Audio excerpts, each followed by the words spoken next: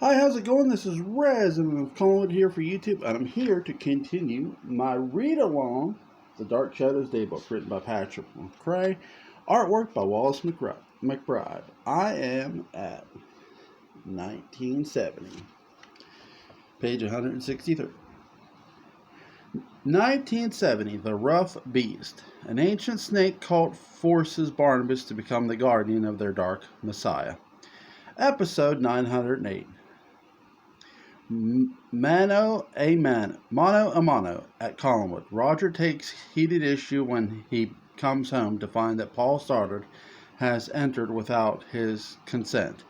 Will he personally demand satisfaction or ask for seconds? Paul, Dennis Patrick. Alex insinuates himself at Collinwood, giving new orders to Liz and keeping everyone well on task. Meanwhile, new guest Paul Stoddard knows that the terrorizing Tot's up to no good and tries to recruit Maggie to help him. Roger arrives, shocked that Paul is being allowed to stay. Paul, thinking he's chasing Alex out of his bedroom, instead encounters the breathing sound of a fully revealed Leviathan.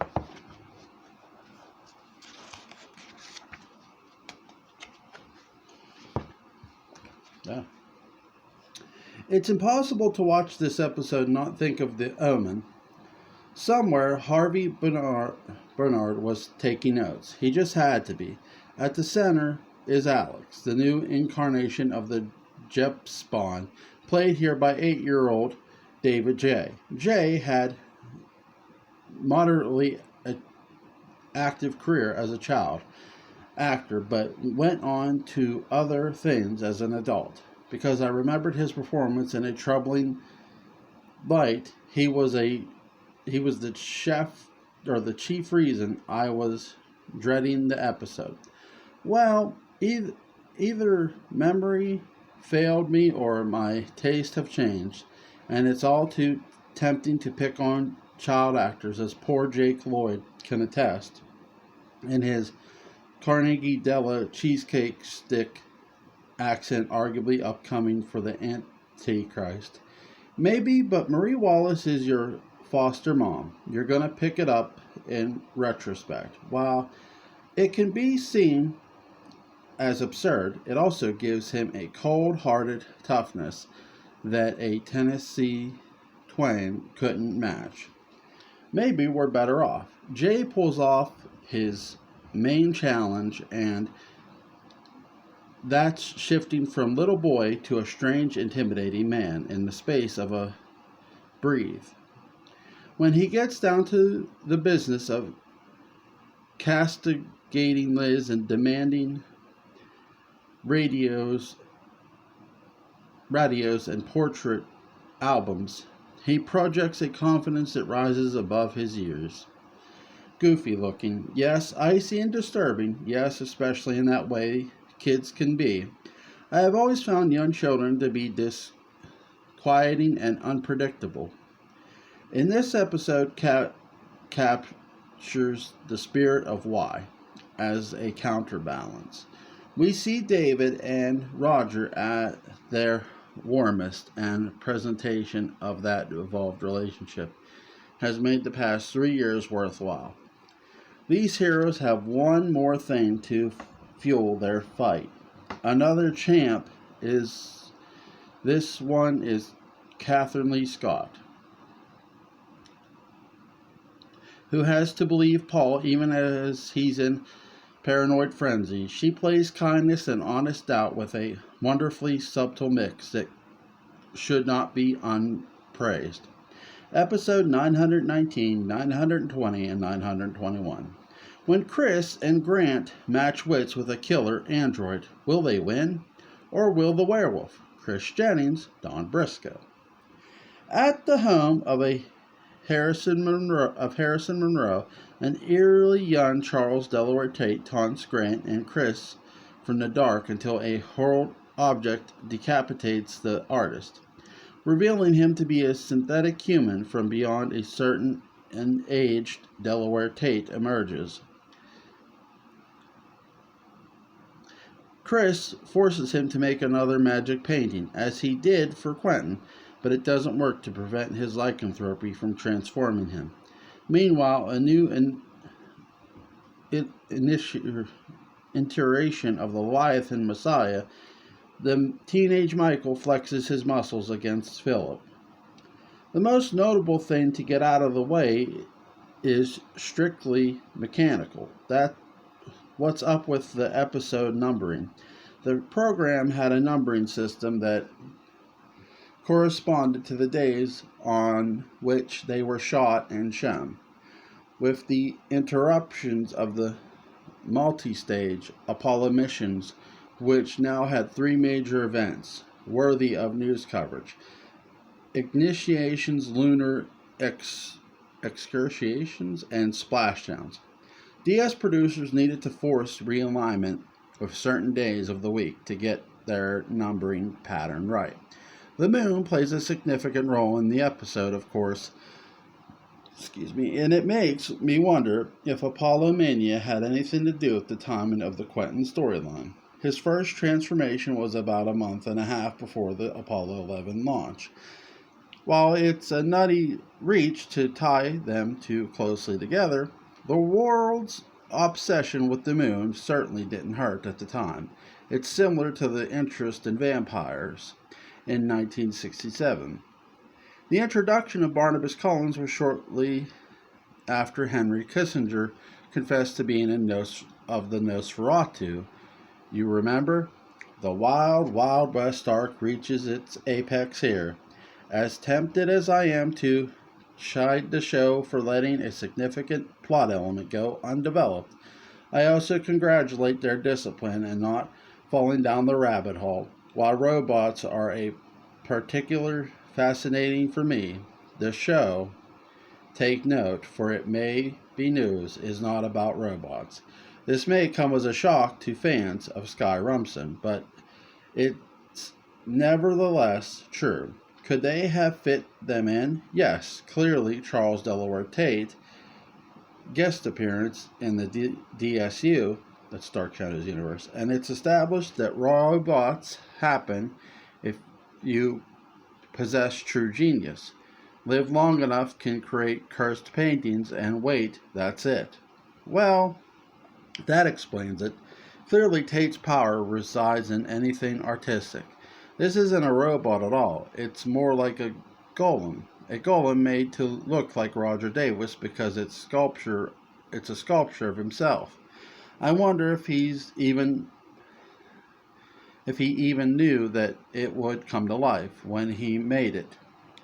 If so, it must have been his prized creation and primary companion as he becomes Harrison Monroe, a narcissistic dream of a real doll. To what extent did the sculptured Robo-Tate, brought to life by the second-hand powers of Patofe, appear to the world? Even more challenging and entertaining, did it also inherit the unique powers of its creator? Hey, Joe Lidster, I got it. The Tate bot gets loose. Maybe it creates a secondary Amanda Harris. What if Nicholas finds out and enslaves it to finish what he tried with Adam? Patofe has to come back and stop him, thus pitting Patofe against Nicholas Blair. And they fight on the edge of a volcano. Yeah, I like the volcano part. And there's a car chase in the undersea lair, and Patofe escapes in an aquapod with Jenny Harrison. Not a character played by Jenny Harrison. Not Jenny Harrison. Then they drink champagne back to the drudgery of non-reality. Let's continue about Dark Shadows.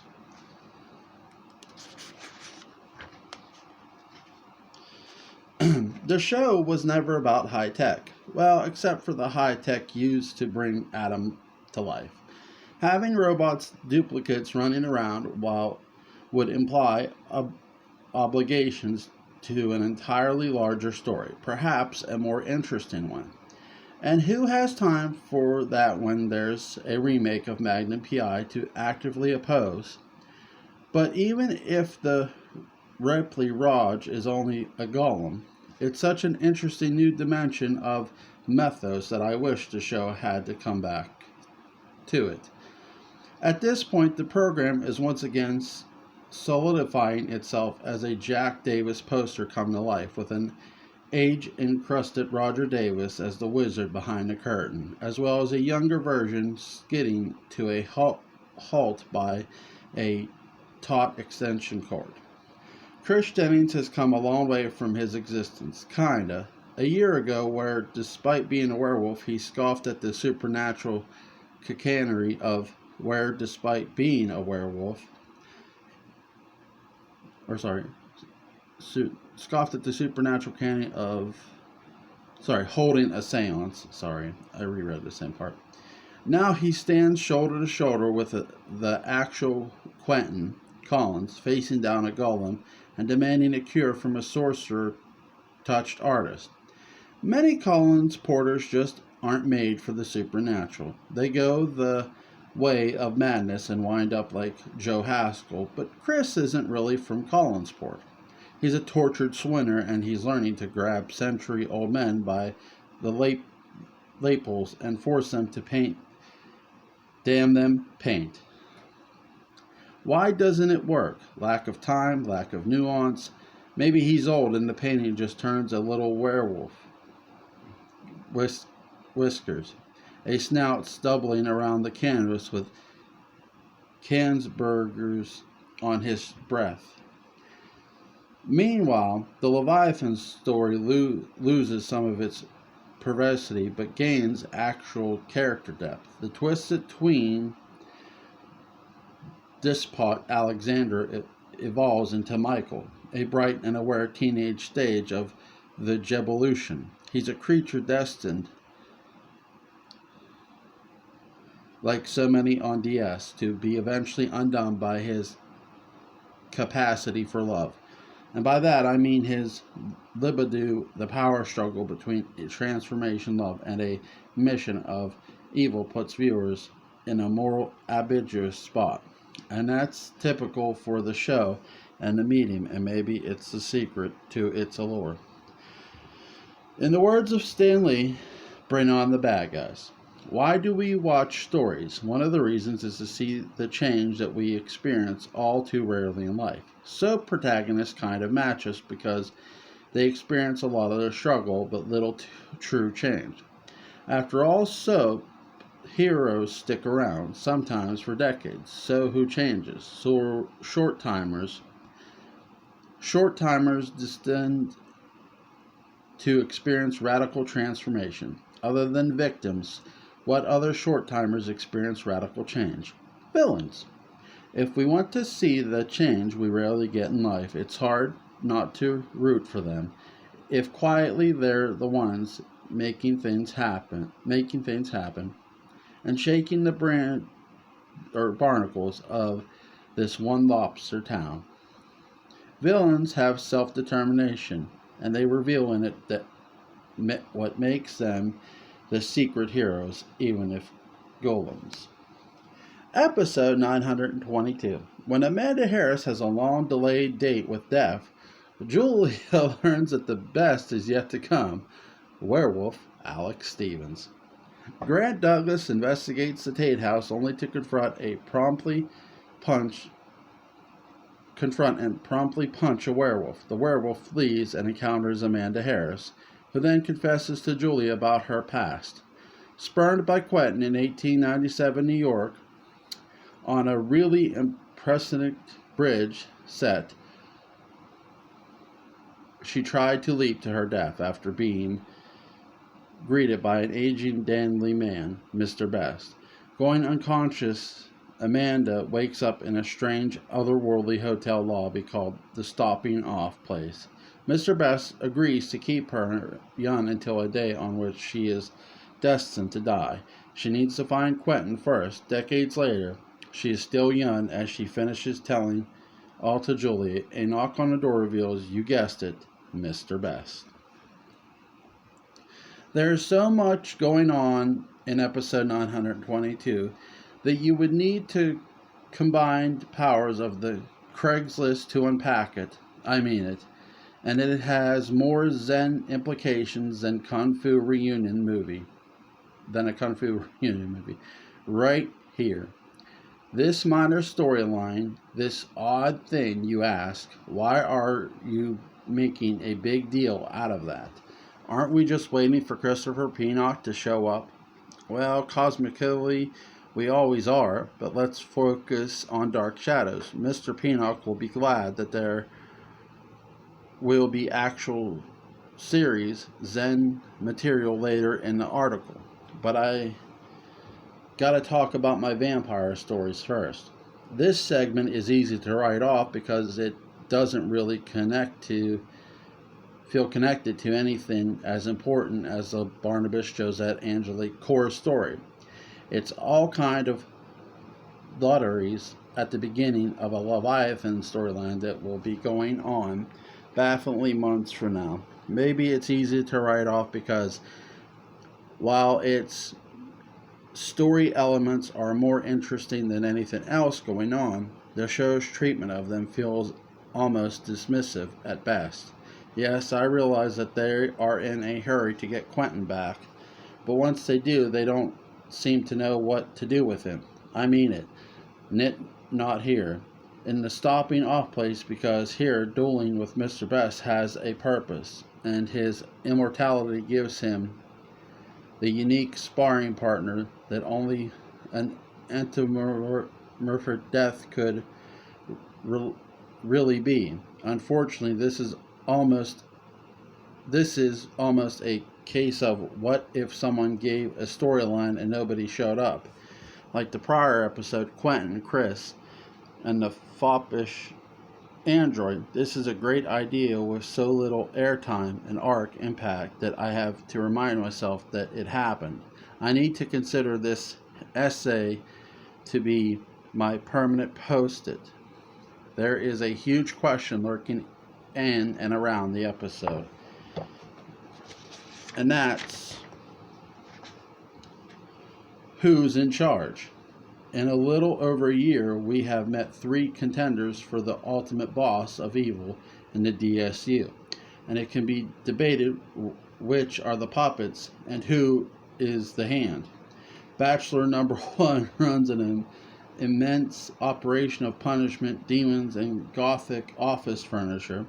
He likes the music of J.S. Bach, blonde women, and dimension the world through an army descended from the union of reanimated cadavers. Give a sunny Burbank welcome to Diablos.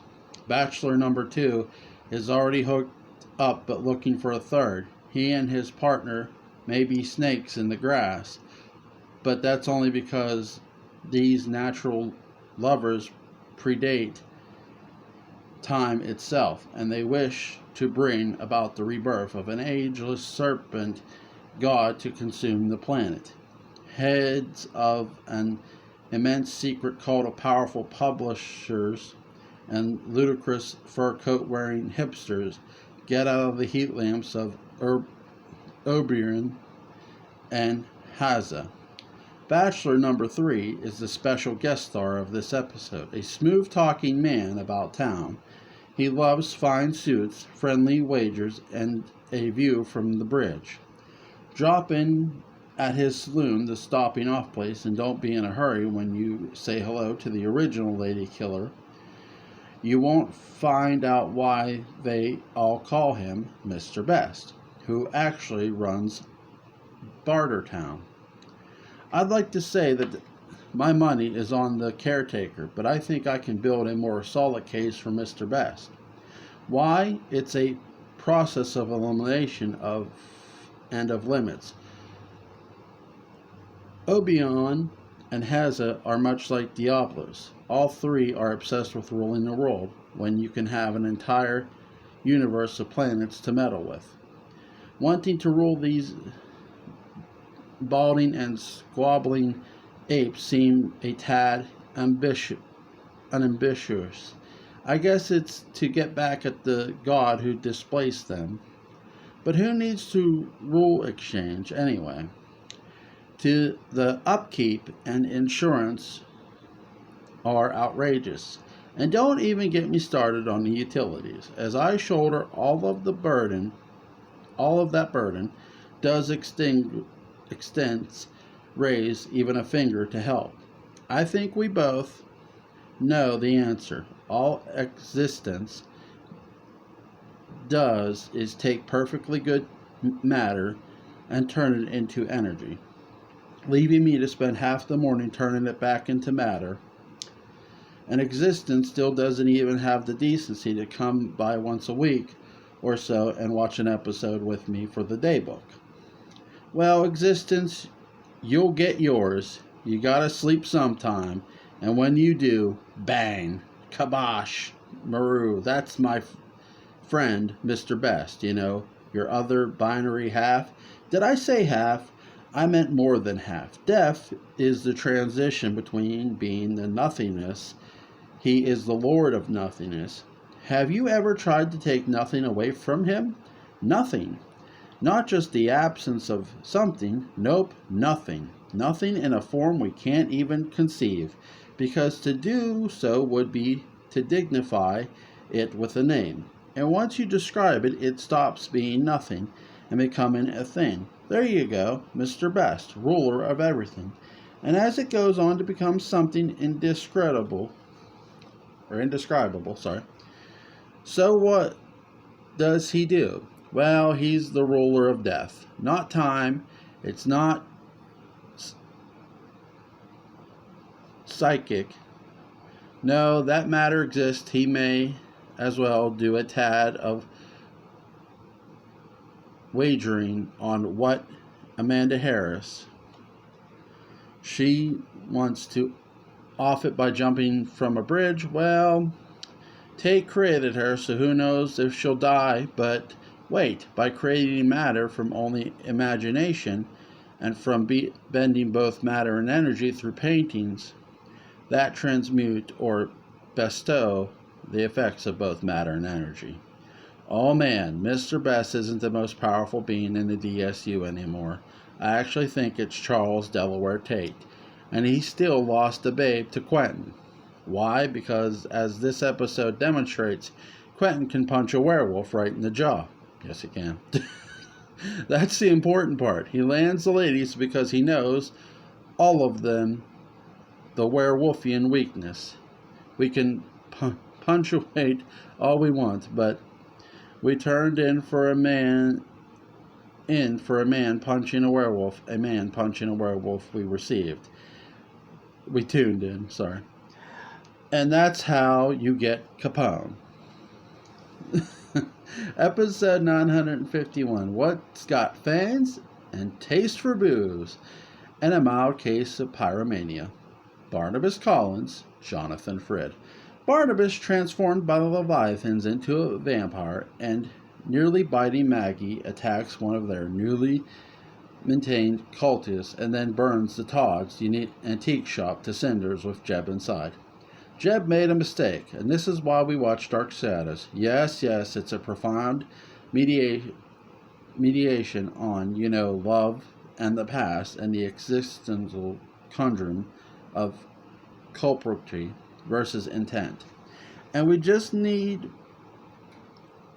as much want to see Barnabas down to bite. And this episode is a hullabaloo, perhaps extending into the realm of hootenanny. Barnabas appears at all corners of the moral map in the series, from sinister to savior, but it's generally a linear progression.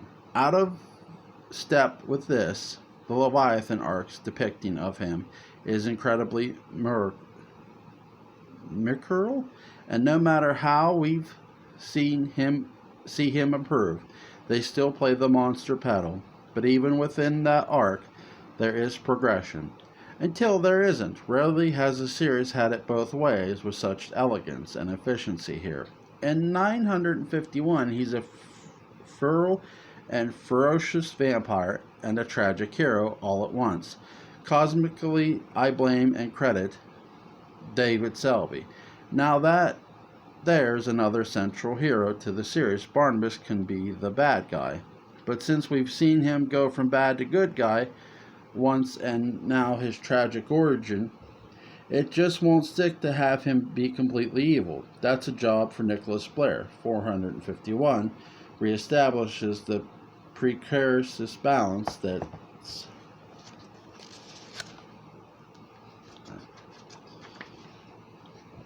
essential to the character.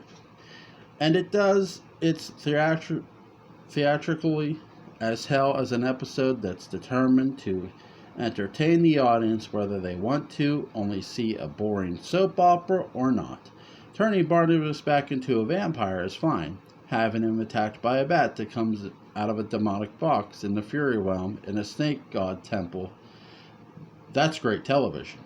And maybe great art too. Strike the maybe. There's dazzling amount of variety that follows. Barnabas has one man vaudeville routine outside Collinwood where he decides to bite Maggie, talks himself out of it, then back into it, then back out of it as he nears the door. I'm vaguely surprised they didn't let Quentin and Jeb have the rest of the episode, so they could cut back to Barnabas seesawing on the issue for the next 10 minutes. That's it, it's all too much, as he needs a drink at the Blue Whale just as he's courting a conspicuously Dixie Doxy who's wanted in from a Horton Foot written episode of True Blood. Julie and Quentin show up at the Blue Whale and Barnabas tries to ditch them for a good reason. Not only is he a terrifying vampire, but he's killing cultists who are also temporarily southern and who join snake cults via guys named Brunos, which makes him even more suspect. All earlier, Quentin and Jeb get into yet another fight, which Jeb wins by threatening to injure Quentin's suit. Since Quentin's immortal, I assume that's the danger posed by the knife. At this point, those boys fight more than Sonny Corleone.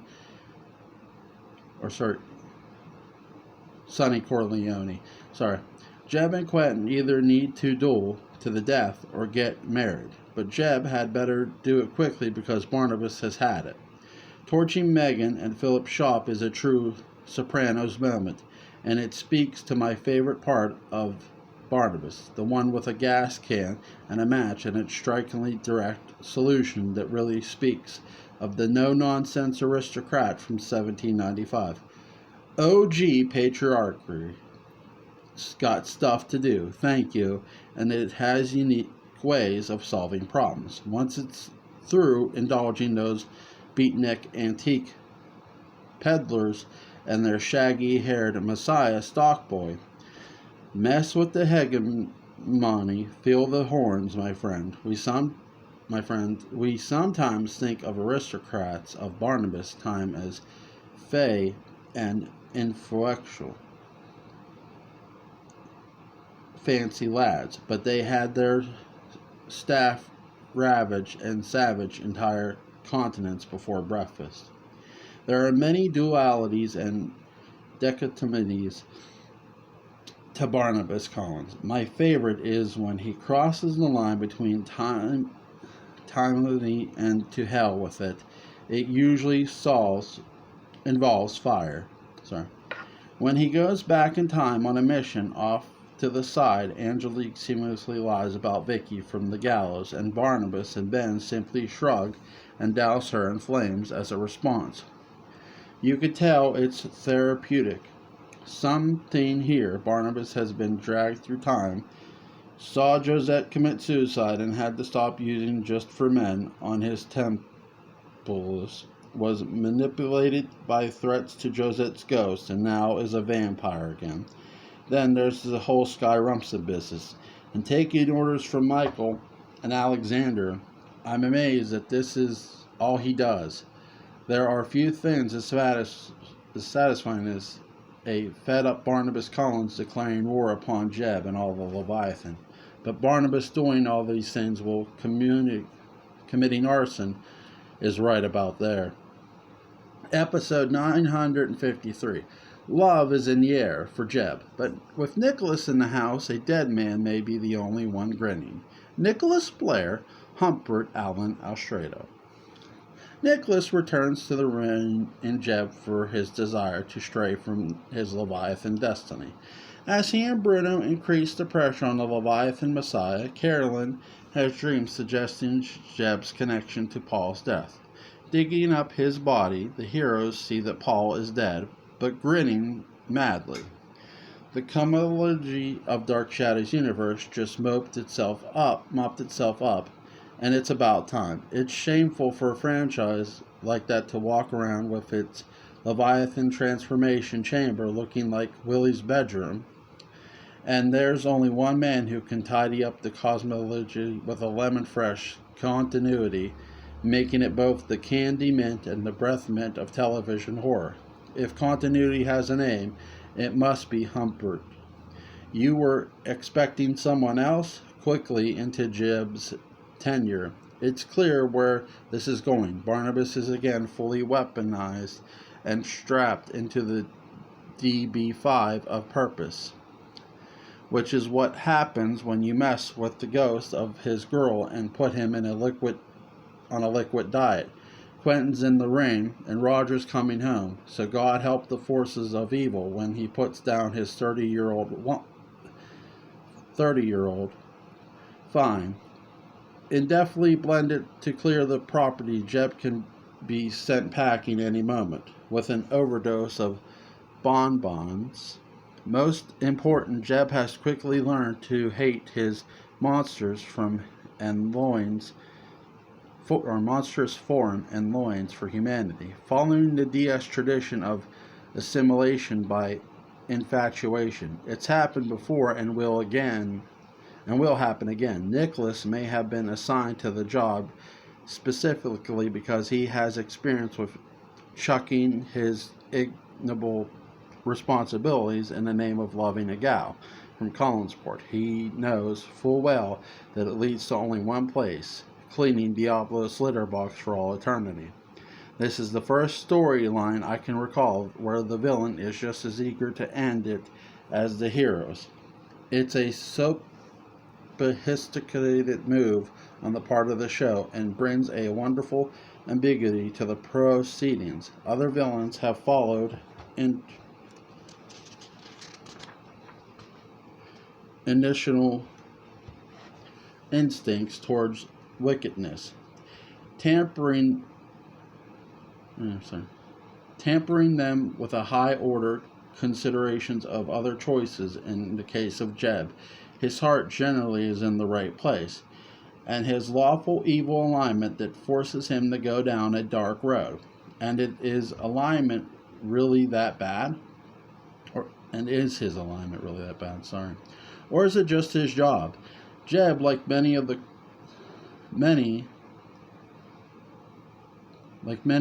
the Christopher Peanut characters, is a wonderful study in the corruption of untampered innocence. By being ourselves in Jeb, who is just an overgrown kid, we see ourselves as both the noble savage and the mixed up crazy ID all at once. Like Adam, Dark Shadows remains solidical. It likes to revisit the trials of growing up, which is another reason it captivated young fans. Power corrupts on Dark Shadows, but those born with it are often born with hearts that are also loving. Look at Angelique, for instance, as she learns goodness on her Jeremiah Burmy journey through time. But life is much tougher for someone like Barnabas. He's the saddest of the show's dark clowns, because he was a good man before he gained his powers. He knows exactly what horrible parts of himself they have unleashed. Quentin goes one step further. His final dark ability is the show's most fantastic, and his foreknowledge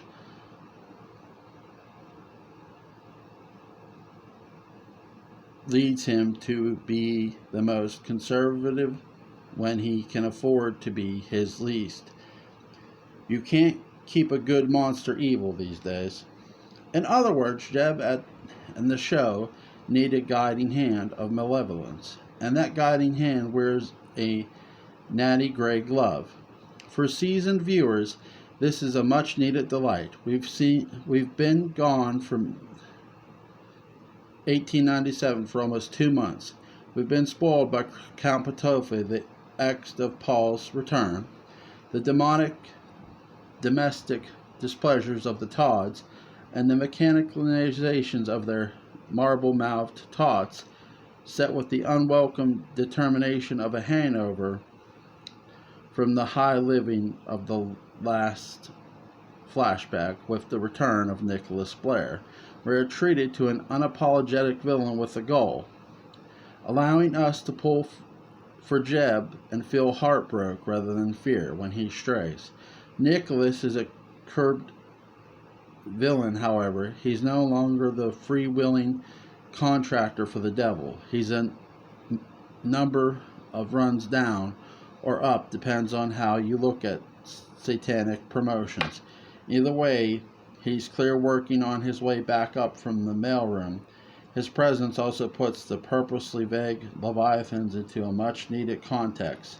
Like H.P. Lovecraft works that inspired them, the Leviathans began as creatures akin to the Phoenix, existing beyond Western Judeo-Christian mythos and morality.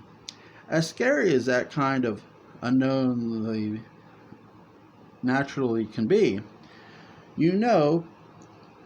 pick a side, why don't you? And they do. The entire scheme gets cleared up by Nicholas' entrance, and the Leviathans now exist in the context of Diablos, a subtitle of Comcast Xfinity. Evil has a poo-poo platter of internal struggles smoldering within 593. Megan, Bruno, Jeb, and Nicholas all have verily agendas. Carolyn is the only standout and presages the show's later descent into the Gerard storyline. Where evil will isolate good almost completely out of the picture, Carolyn will be one of the last good people standing long after the show has abandoned this sense of family unit. It will wear in the height of the Barnabas and Adam storylines. For now, programming still hums with much-needed mirth and silliness within the darkness. If it's not Nicholas switching doors, it's exhuming the buried slide of the grinning Dennis Patrick. Either way, we're grinning as well. Episode 958. When Quentin exposes Jeb, will it inspire returning Roger to rise against him? Or will the sight of Megan Todd lead to his collapse? Roger, Lewis Edmonds. A spectral cloaked figure haunts Collinwood. As usual, meanwhile, Roger and Quentin finally meet, and Roger needily accepts Quentin's fabricated origin story. Amy does her best to out Quentin, but he is untarnished. Eventually, the oddly distanced behavior from his family forces to confide his paranoia to Quentin, who rewards him by disclosing the truth of the Leviathan. 958 is the better world. Give me a second, I'm sorry. It's a better world of small dramatic payoffs, or of villains with schemes, of unlikely characters oozing strange menace of relationships forged. Most importantly, it's a world where people actually talk to each other and take chances built on trust. The last part doesn't sound much like Dark Shadows, but there it is. Perhaps the characters are showing hard-earned instincts and a willingness to gamble. Perhaps the writers were just trying to wrap up the story. Doesn't matter when you're looking for a Dark Shadows episode, were the words to the Batmobile. could be heard at any point. Your search ends here. Quentin's reappearance is actually handled rather than brushed aside, and he returns the favor of trust for Roger. Selby has paid his dues, and rather than have each character endlessly squabbling with each other, lines are drawn, alliances are made, and it's damned refreshing they may also be fast-tracking Quentin to be the leading man and hero. Parallel time had not yet begun, and yet the first move was only a month or two away from beginning filming. Elizabeth returns as something between a Bond villain and an Aunt Bee. Joan Bennett's arc, sense of control, and barely contained condescending make her an ideal heavy, and it's a shame this was implored so infrequently on the show. Likewise, I'm not sure that Denise Nickerson ever really played anything other than a villain. She rarely pours on the good evening, Mr. Cleaver.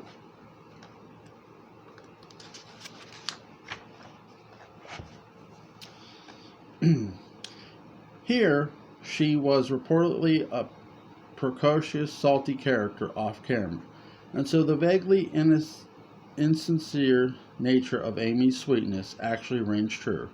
It was becoming a world of insincerity and paranoia. But this is no longer a soap opera, despite the long-time glances and sentimental music strings. Somewhere along the run, it went from the comic book of 1897 to a full-fledged anime. On this day in 1970, a man eating a tiger is reported to have killed a near-nude whale. Yes, a man-eating tiger. Also, it's Terry Crawford's birthday. Episode 976. Roger and a werewolf become unlikely partners in the business of defending Carolyn's honor. But will Bruno survive the meager? Roger Collins, Lewis Edmonds. Bruno again tries to kill Carolyn by locking her in a room with a transforming Chris Jennings.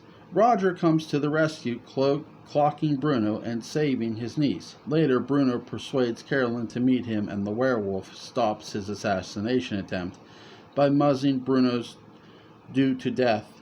Roger tops off the day by checking on parallel time, seeing that P.T. Quentin is returning with a wife, and his dead former wife's ghost will take him back to the court or something. Roger is appalled to see his parallel time self wearing some questionable labels. Two-fisted fighting foes, Bruno and Worf. They have an important similarity besides being of the House of Martok and sporting girlish bouffants. They also get beaten up a lot by sometimes unlikely perpetrators. It's one thing to be savaged by a werewolf. Happens to the best of us. But to be beaten up by Roger Collins is a clear indication that you need more of a rougage in your diet. Maybe a brisk daily swim, too. Roger used to dread thumb wrestling with Liz and Indian burns from Mrs. Johnson. David would threaten to bruise his father's palm by murdering a spanking, while clearly he's upped the sniffer size he uses in his daily curls because he dispatches Bruno with a candlestick, like Stokes going through a slice of Sultan. I kid. But the hidden gems of the Leviathan arc is seeing Roger mix it up, Jack Lord style. The Midnight Stroke goes out swinging, duking it out with a werewolf, and holding his own until overcome by a fuller hairdo. 976 provides kids with the spring break joy of no less than 2 fight scenes, broken up by another installment of fretting about Jeb and Liz and Roger. It's like it's the series' way of saying, man, you're really going to miss us in an almost no time, it's parallel time. And jet black fatalism, so have fun with some fight scenes while you can. Dark Shadows is about to hit puberty and become first the sullen teenager of 1840, and then the hallucinating college student of 1841 parallel time. Before that, Bruno gets blown up real good by a werewolf as the last sip of childhood's dandelion and lobster wine is vented in the house by the sea. I drink to your leg. Guys, check out this artwork. Check that out. That is bad. That is awesome. The skull and the teacup, little plate behind it. That is awesome. That is awesome. Alright, guys, when I come back, guess where I'm at? Parallel time, baby. Alright, guys, I've been enjoying this bad boy. Go pick up the Dark Shadows Daybook written by Patrick McCray. Artwork by Wallace McBride. I'm loving it. Guys, link is in the description box. You guys have a great day. I'll see you later.